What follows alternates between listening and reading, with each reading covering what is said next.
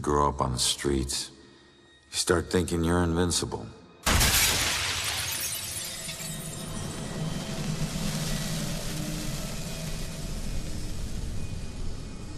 Nothing can touch you. You never really lose.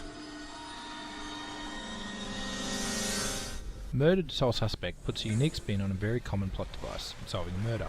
In this case, the murder you're investigating is your own. You take on the undead role of Ronan O'Connor, who has met an unfortunate end while tracking a serial killer in the town of Salem, a place that has quite a colourful and macabre past. He finds himself in sort of a halfway existence, where he must remain until he can solve the Bell Killer murders. This limbo is a combination of present-day Salem, interwoven with chunks of its history. For example, the local police station, built in an old colonial fort, is surrounded by spectral walls through which normal people can pass, but will impede the passage of ghosts.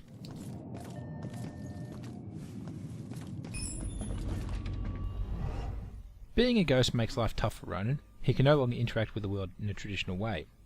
He's barred entry into any building unless he can find an open door, and moving most objects is impossible. However, he's not entirely without help. He has a stack of new abilities that can help him unravel the case. Normal people can be possessed, allowing him to read their thoughts or see through their eyes. In some cases, he can even influence their thoughts by manipulating memories.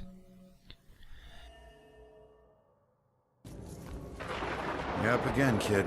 I need to possess you to get past this crap. As a ghost, he can pass through walls, although this doesn't grant quite as much freedom as it sounds. He can only enter a building through an open door or window. However, once inside, he can go through most of the interior walls to explore. There are some barriers, though, with ghost walls and objects popping up to impede your progress. Being able to pass through some walls gives the players the illusion of freedom, while the reality is you're on quite a linear path. Ronan can't enter the police station, for example, until he's visited the church for that chunk of story. No. What do we do? All right, keep going. Get to Iris's room. The game plays out in a similar fashion to an old-school point-and-click adventure. He's given a scene to investigate and must track down the right clues to proceed. These clues can come from objects in the world, phone calls and conversations he's listened in on by possessing one of the participants, or simply looking through their eyes to find the relevant data on a computer screen. Once he has enough evidence, he'll need to come to a conclusion by sifting through the clues that he has found and determining which one is the most relevant. Ronan's history is revealed as he encounters fragments of his past. The player will learn more about his life as a cop, as well as his relationship with his wife and family. You will also learn more about some of the undead inhabitants of the town, and helping them solve the riddle of their death will finally allow them to pass into the next world. A lot of history in the game comes via collectibles. In fact, if you like collectibles, you're in for a treat. There are a ton of them littered about, and each one goes a little way to building a bigger picture of the world. Each area has a number of items for you to reveal, and when done, will tell you a creepy ghost story related to the area. There are also plaques, scraps and more that will help fill in some of the details of the main characters upon completion, and will unlock a cutscene. I don't know what to do. Why does this always happen to me? All my friends used to go home and eat nice dinner. There is also very limited combat that comes in the form of demons. These creatures will appear infrequently and will patrol a given location. To defeat them, you need to sneak up behind them and exorcise them. You can hide from them in the residue of ghosts long pasts, and you can actually instantly pass between these remnants as long as they're within range to avoid being detected. However, the demon encounters really never add anything to the game. They're neither scary nor tense. Instead, they feel as though they were only added because the developer felt the game needed more action. While you can actually die while encountering these creatures, I only died once in my whole playthrough, and only because I really wasn't paying attention, rather than any sense of difficulty.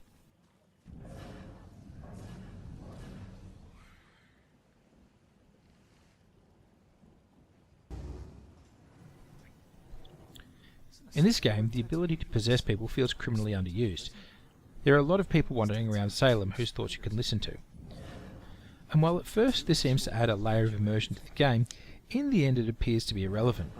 It would seem that there was only a small selection of predefined phrases, and these get repeated by different characters ad nauseum. Hey, why did you run? It gets old. Ghosts provide more interest, as you can actually have a dialogue with them. I found the game could have made more of an effort to make these encounters more engrossing and sinister, whereas each ghost is stuck in a limbo for some reason, yet very few of them actually divulge what the reason is. You will also encounter plenty of ghosts that simply disappear as you approach.